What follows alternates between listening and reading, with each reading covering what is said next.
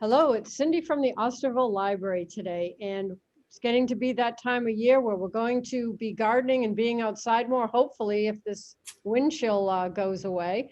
But today we're excited to have back with us for the second part of this series, and Kari Parcell is here. She's with the Barnstable County organization, and she is an expert with numerous MBAs and is so generous to share her time with us today to talk about composting and what we can do and the benefits. And so, Kari, welcome, and I'm going to turn it over to you.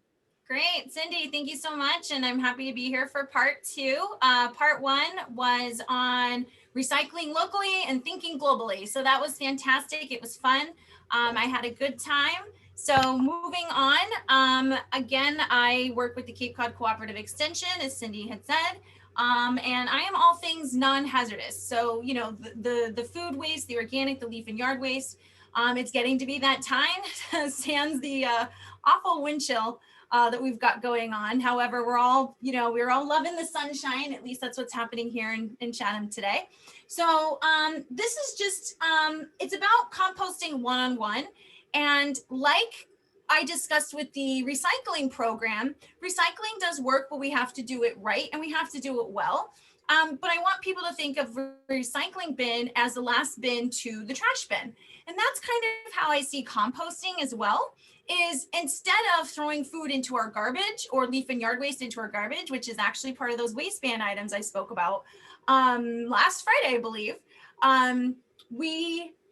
we want to think of how do we diminish our impact by wasting less food.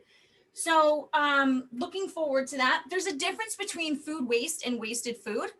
So food waste is the stuff that we wouldn't traditionally eat, at least as Americans, right? We don't eat the eggshells, we don't eat banana peels, the orange peels, things like that. I mean, we might use the lemon peel for a zest, right? But we're not chomping on the whole thing.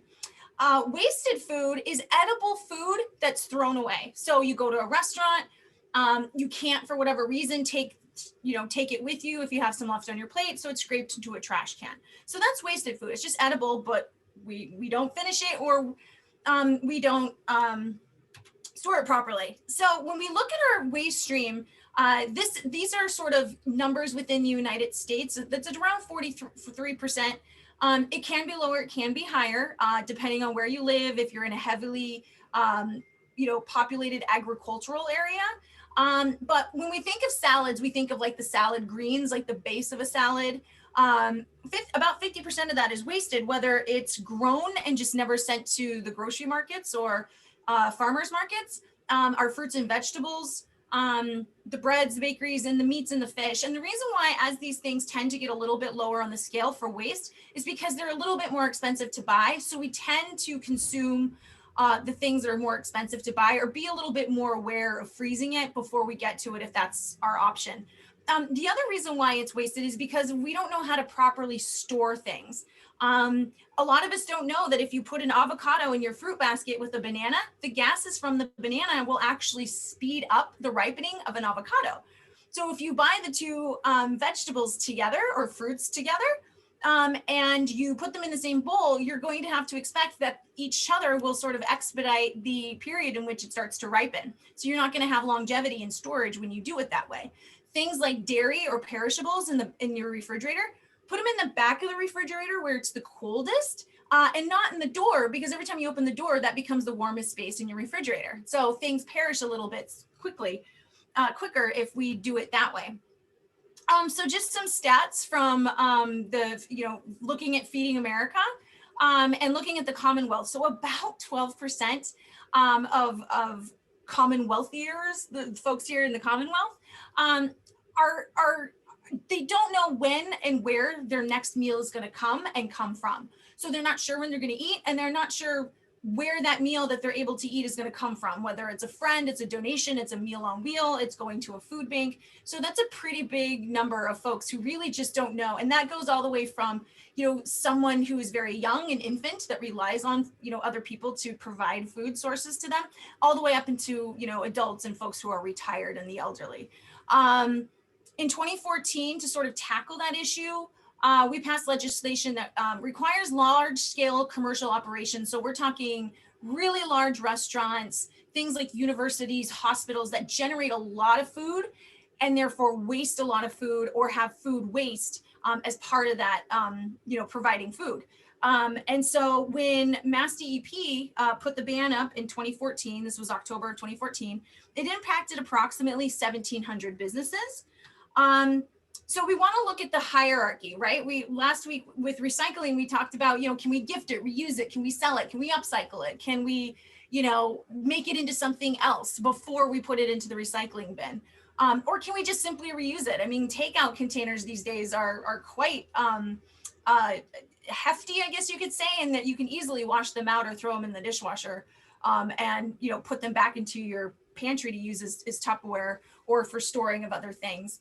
So the food waste hierarchy is really looking at reduction, right? Same with trash and recycling. Do we need it? Reduce it. So reduce the volume of food that is generated, processed, grown. We want to feed hungry people, and then we want to feed animals. So the priority is to just reduce the overall growing amount. But if we can rescue food, we want to feed people, and then we want to feed animals. The next thing is for industrial uses, and this is when food scraps or like things like oil are turned into fuel. Or it's like digested into an energy. So it's kind of a food waste to energy rather than a trash waste to energy. And then we compost with our leaf and yard waste and our food waste, whether it's a home composting, a commercial compost, or we take it to a transfer station, like we have the option in some of our towns here on the Cape, which I'll go over those towns and what it means to take our food scraps there, or we landfill it, we throw it away. And that really is the last resort because that's where a lot of the leachate comes from. It smells, there's a lot of greenhouse gas emissions from that. And there's a lot of methane that is produced as it's like sort of getting denser in that landfill and things are being pushed down on it. So source reduction with the 2014 commercial ban that Mass DEP and Recycling Works put in place, they received an award, a national award, because they were really looking at diverting food waste from the landfill. And when you're diverting things, you're also looking at ways to reduce before diversion. So it was a really great program. They were recognized for that. And within these banned effort, it wasn't just about not putting it into a landfill or not sending it to a waste energy facility, but it was about donation to animals, to humans, to looking at new technologies like anaerobic digestion, and then composting, commercial composting, the old traditional windrow. And so when we passed this about a year later, November 2015, there was about 4,500 tons of food waste that was diverted from the trash. And that's huge. And food is, it weighs a lot. So when you think that you're paying per ton for trash and you have, say, 40% of your trash food waste, that weight is causing it to be really expensive to throw it away like that. So what causes folks to be food insecure or, to not access food on a regular basis? And there's a lot of things that sort of trigger this. But in order to fix an issue, you have to understand where the challenges are. So it could be government regulation, how food is served, it's processed, transported, whether or not it's a traditional farming practice or government subsidies to those farming practices. Climate change, as the weather changes and we have more storms, we have more tornadoes, we have more hurricanes and wet seasons and dry seasons, that changes how we grow food, right? I mean, we have all these agricultural farms and, sometimes you see a run on oranges because Florida had a really weird season and now we don't have the Florida oranges anymore, or the potatoes are affected in Idaho. We have an economic and socioeconomic divide. So, who does and does not have access to food when and they need and want it. The unsustainable uses of resources. So we're looking at about a 2.2% growth rate as far as the population here in the United States. And so we try to keep up with that in an exponential way, even though we're already growing more food than we actually need, or producing it or manufacturing it, processing it. Yet we have this dwindling farmland capacity because as growers expand or as regulations change, we have different growing patterns and growing seasons, et cetera. So we're not only growing in population, but we're keeping up with the food production. And then we're dwindling on the land capacity. And that could be due to regulation. It could be due to climate change. It could just be due to the fact that, you know, now it's conservation land. And then sustainable eating is portion control. You know, I don't know how many times I go out to a restaurant, well, pre-COVID, I guess, where, you know, somebody serves you your salad and you're going, this is a salad for 8. You know, I love to take it home and I will do my best to eat it, but you can only have salad so many days in a row, especially the same one. So it's about portion control, especially in your own homes, but we have to look at the places that we frequent for our meals as well, if we like to go out to eat. So the state took a role with partnering with the local food banks to ensure that they were recovering the food that was recoverable. They were changing the ways that food services and cafeterias and restaurants dispose of the food, right? So they have to divert it if they meet that threshold. How do you prepare it, serve it? Partnering again with the food recovery for animal feed. Technical assistance grants. Mass DEP has a lot of technical assistance grants when it comes to food waste diversion and digestion, and turning it into sort of a waste to energy, so a food waste to energy. Grocery stores on just reduction of supply. You know, we go in there in these bountiful produce departments and the meat departments, and everything has, you know, that use by, best by, sell by, expired by, you know, and all of it's kind of like, what does this even mean? And we just look at the date and think it's bad automatically. And that's not always true with those sort of dates. The only date that you really want to take to heart is if you know it's perishable and it says expired. Listen to the tag. And then smarter lunchrooms. It's food offered versus food served. And really what that means is when a student is at school, typically a K through 8, they have contracts with government food service for the lunch and the breakfast that they serve. And food served means that they have to put the food on the child or the student's tray. Where food offered is there's a selection of food that they get to choose from that still meets those government standard of a well-rounded meal.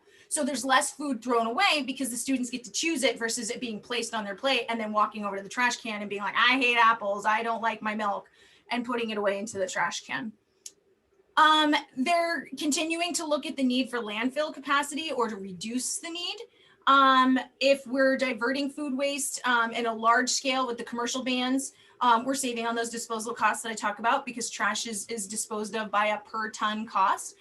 We're reducing the greenhouse emissions and we're providing a source for clean energy if we're able to divert it and digest it. We create jobs. And then the end result is fertilizers and compost that we can use elsewhere. And so it kind of goes back into that full circle, like, you know, there's a little restaurant in Barnstable, like Spoon to Seed or Seed to Spoon or something, where it's really like a farm to table, like we're kind of, you know, closed economy on that. So there's awareness and prevention that we try to supply through the state and through folks like myself and through the libraries when you're paying attention and going to their web pages and watching these sorts of webinar or web information. So we have, you know, state-funded programs that'll help with food waste prevention, education, you know, public education through the schools, through the libraries, through talks, presentations, through community centers, legislation through the State House here in Beacon Hill, and, you know, going to, I've presented at the NEP, which is the Nutrition Education Program. And a lot of folks that are those educators, those nutrition educators, are actually educating folks who have a lower income that tend to be food insecure when it comes to being able to know when and where their next meal will come from. So when you think of a personal level, what can I do, right? We always look at like the bigger picture and what do I do? So we shop smarter. We use portion control, prepare what you need, know how to store the food better, pay attention to labels and dates. Also, you can label and date. Instead of thinking to yourself, oh, this Chinese food, when was it? Oh, it might have been Friday. You know, it's gross. You know, take a little marker and mark that you got it on Friday, so you know that you don't really want to eat it after a few days, especially if it's just kind of stored back in that little, you know, if you put it into a nice Tupperware, you're storing it a lot better because it's sealed. Again, compost any food scraps or leftovers, any spoiled food, that avocado that went ripe too quick before you needed the guacamole, and source out any unused food for food pantries and banks as long as it's recoverable. You know, make sure that that's the case. And then you can compost at a drop-off facility. So this is your transfer station.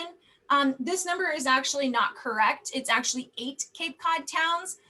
Provincetown never did start their food waste collection program, but the rest of the towns have. And if you have a transfer station sticker, whether it's a full annual sticker or recycling only, you can go in with your kitchen scraps and take it to a toter that they have set up with a list of parameters of what not to put in there and what goes in there. And you can take it there and they have a third-party vendor come and pick it up and compost it for you. So that's really great. So if you compost at home, it's actually a lot easier than some people might think. And there's a lot of sort of myths with home composting because one, we do have a rat population, right? Rats are everywhere on the Cape. We don't see them much, but they're here. We have the coyotes, we have the turkeys, we have squirrels and bunnies and all this stuff that, you know, can be attracted to food that's dumped in the back of your backyard, right? So we tend to think, oh, I don't want to do that.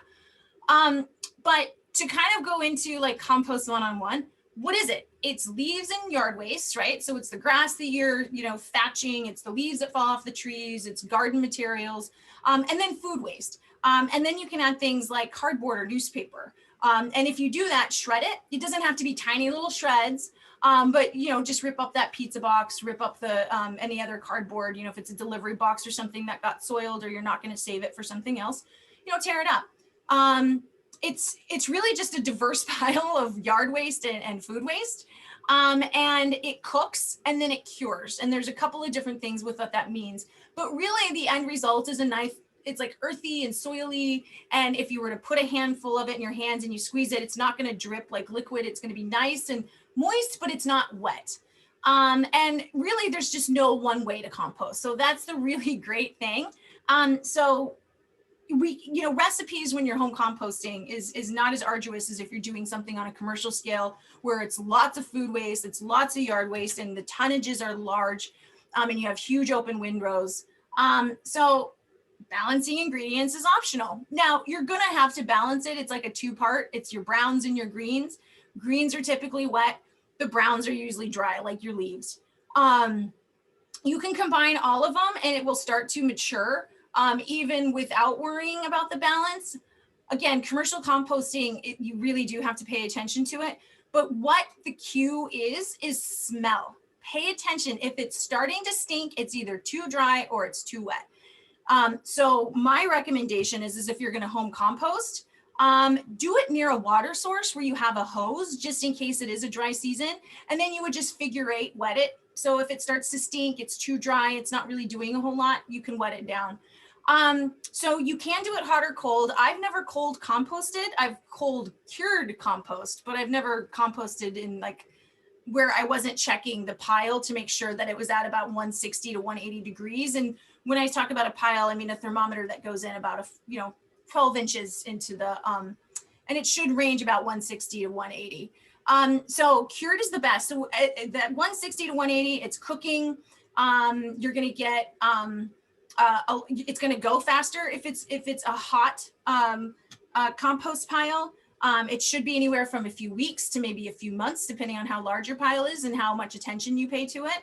And then when you're curing it, you really are setting it aside to age. And that's when you're going to get that sort of final bacteria rich, earthwormy, nice stuff that you'd want to put in your garden and on your lawn.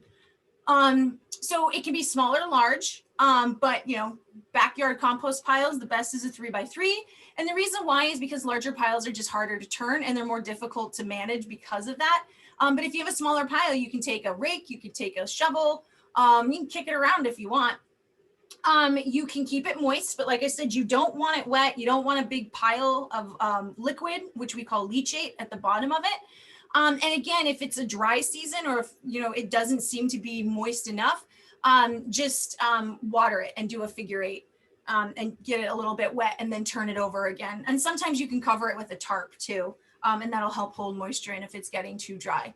But you can tell because it'll start to smell. It'll look either too wet or too dry, or it'll start to smell. So they sort of shrink, like as you kind of start out with a big pile here, and then it goes down. I believe it's 525 pounds of compost will become like 100 pounds of compost. That's a lot of compost for a backyard, but again, food waste is wet. and it's heavy. So, you can help break it down with turning your larger piles. Dry pockets might need moisturizing. So maybe one half of the pile is really moist and rich and it looks great. And for some reason, the other half maybe sits in the sun much longer. You can just wet down that one side.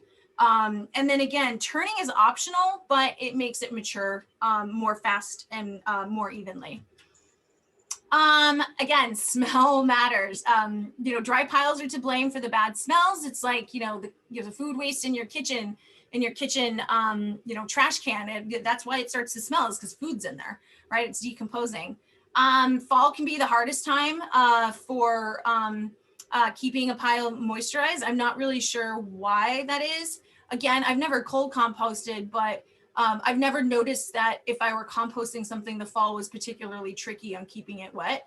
But that's also because the Cape tends to be somewhat wet in general, although we do have our dry spells, right? So you can cover it. If it's too wet though, it will smell. So uncover it if that's how you like to keep it. And it should smell like a wet soil, earthy, should have a nice look to it, coffee grind feel to it. And again, if you squeeze it, there shouldn't be any excess water. And you should start to see other soil insects and earthworms. It's like out of nowhere as it's coming together. You're like, how are these, these microorganisms like all of a sudden in here? I say don't keep it a secret. Although if you want to put it in the corner of your yard, that's fine. But if you're carrying it and moving it to cure, to dry, to whatever, to turn, it's a lot of unnecessary work. So you can make your pile look pretty. And I used to keep my spinner near where my gardens were, so that I can just literally move the compost into my gardens and spread it rather than having to go, to the back of my backyard and then to where my flower beds were. So that made life kind of easy. You can compost disease and weedy plants. I've never tried it. If you're a pro, great. If you feel like it, the way that they say to test it is to take a small piece of your compost pile that you're doing correctly, and then add that in a separate area so that you are learning how to destroy the weed seed and the diseases of these plants. And that's going to be with that temperature, that 160 to 180 consistently is going to cook it and kill all that stuff. But don't just automatically say, I'm going to add that, weedy ragweed stuff that I don't want into my pile, because if you're not doing it correctly and you go and you spread it later and you didn't kill it, it's going to show right back up. So you have to really make sure it's killed. And the piles need to be hot and in the sun to do that. So again, if you want to test it, take a part of the pile that you already know is great, that you already know what you're doing, and add some and separate it, see how well it goes. I mean, there's nothing wrong with trial and error. Just don't do it with your regular pile and then expect to spread it and like, oh my gosh, the ragweed is everywhere. You can compost indoors. A lot of times like elementary schools or offices will do this with these worm bins. It's called vermicomposting. It's not dirty. You don't really have to, you don't turn it or anything. The worms literally do the job. It's like, okay, like we have a small office of 10, we have our vermicompost bin, and, we had lunch and so-and-so had a salad without, a lot of dressing on it, and somebody had a banana, and then there's an orange peel, and we toss it in and the worms will do the rest. So it's really neat to watch that happen. And because that stuff breaks down, it does get smaller and more dense. I will say that I get questions about how often would you want to turn this out? I really don't know the answer to that question, if you really ever have to. But the whole point of this is so that you can use that compost at some point in a garden, or, if in indoor plants, etc. So the point is to be able to shovel it out and use it. But I'm not sure if there's like a turnover time or a set time. It's kind of the same thing. Once the food waste is decomposed and you've got that beautiful earthy look to it, the worms are doing their job, you're ready to go. And don't put the diseased or weedy plants in there, please. So these are what Cape Cod collection sites look like. This is the town of Barnstable. This lady was gracious enough to let me take a photo of her.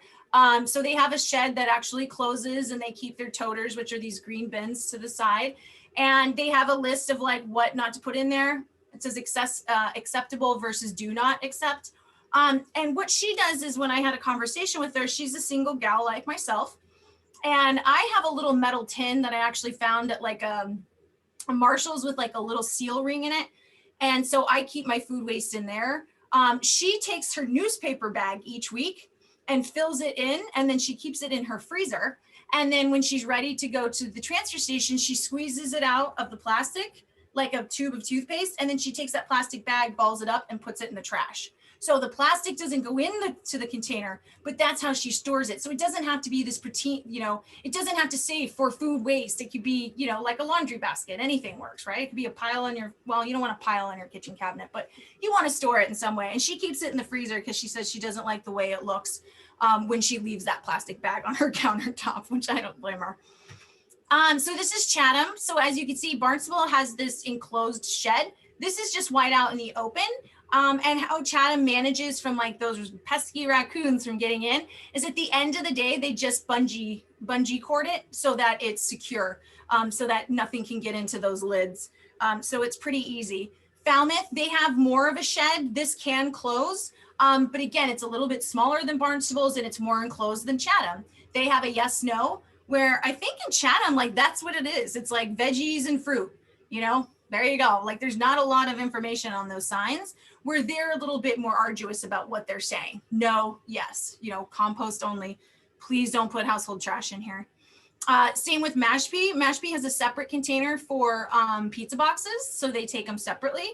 And that's because the farm that takes their compost uses cardboard and pizza boxes as part of that production of the compost and part of cooking it and curing it. So they requested that they had a separate bin so that people could put their pizza into the composting food waste bin, and then the unfolded boxes that are flattened into there. And again, they have a sign that shows, the do's and the don'ts. And if you notice, like no pet waste or human waste, no baby diapers, things like that, kitty litter, no diseased plants, no weeded plants, that sort of stuff. But just food, that's all we want there.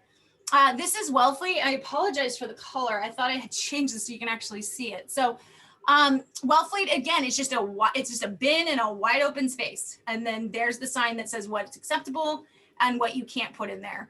So you can see out of the 8 that do collect food waste at the transfer stations, they do it very differently. So just like in your backyard, there's no real recipe or way to store it and manage it in these toters outside of, having an educated population that participates in the program. So they're not putting the wrong things in there so that when the vendors come and collect it, they're getting what they want.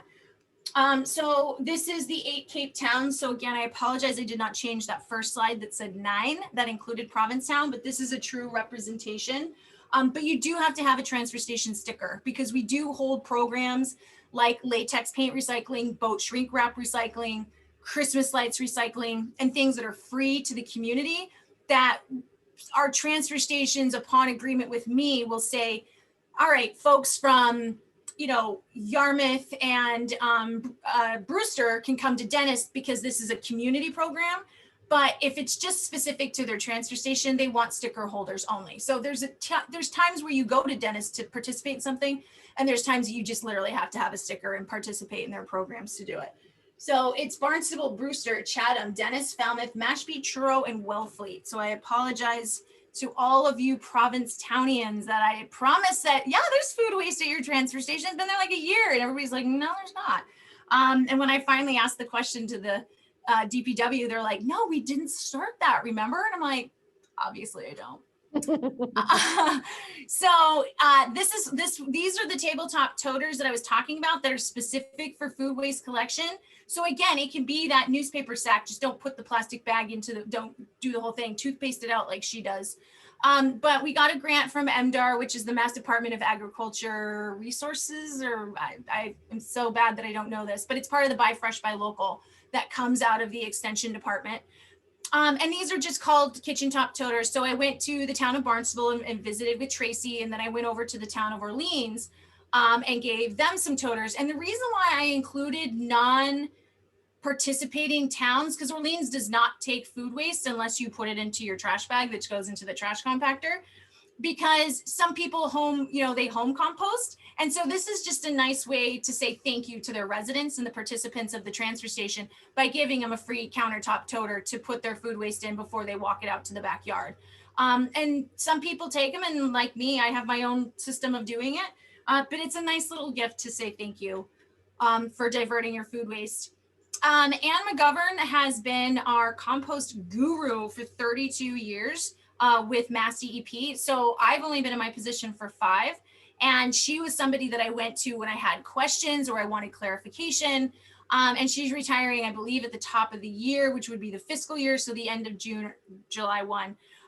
But with all retirees that I've noticed so far in my 5 years, they don't actually go anywhere. I mean, they do, but they're still accessible to us, which is really great. So if any questions ever do come in that I really don't know the answer to, one, I'm not afraid to say I don't know because I don't want to misinform you.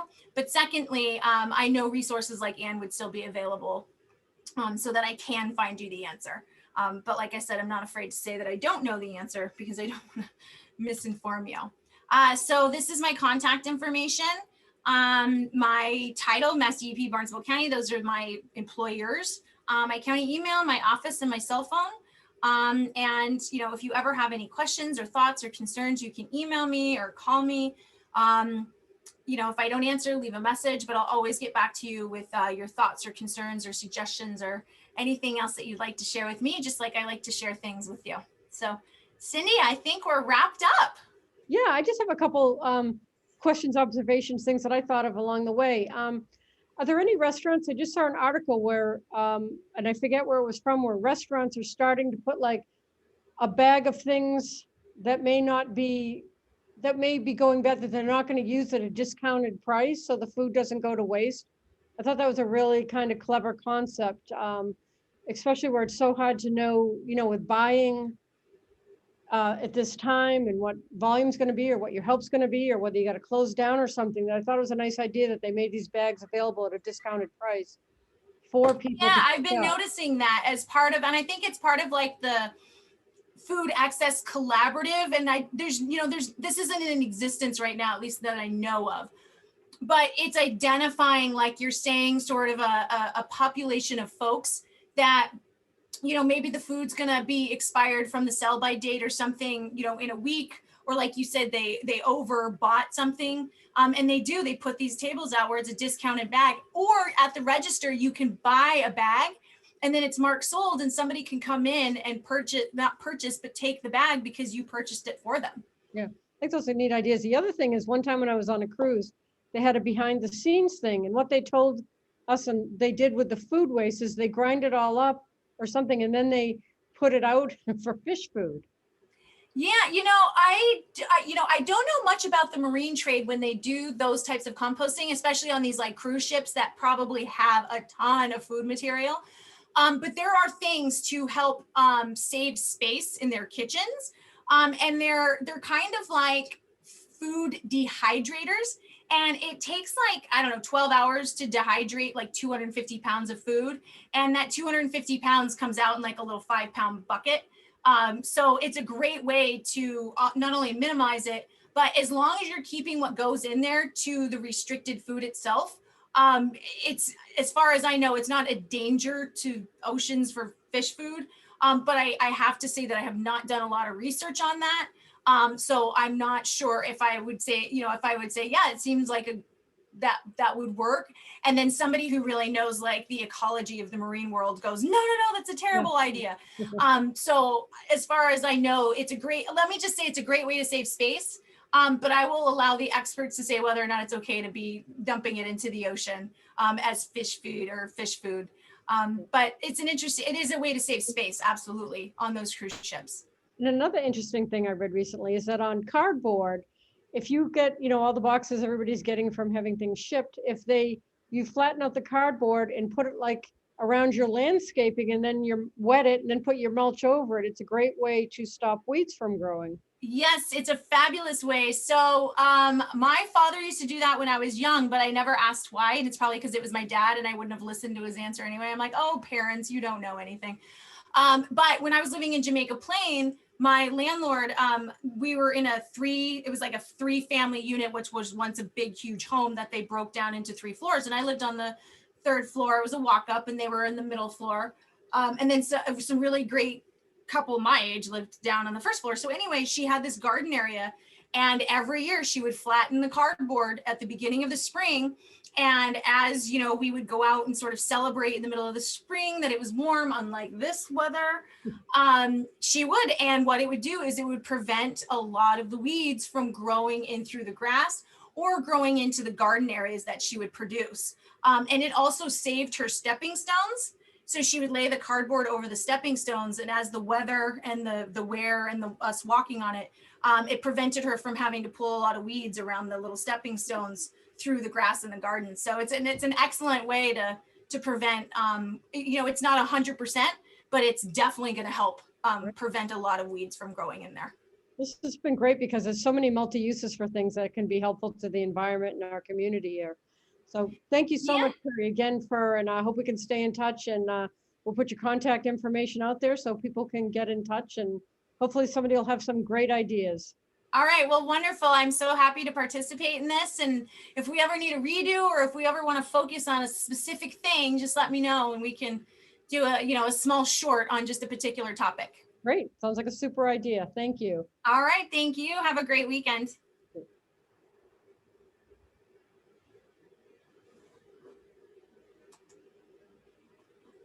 All right. It looks like you're still recording. Do you need anything else from me, Cindy?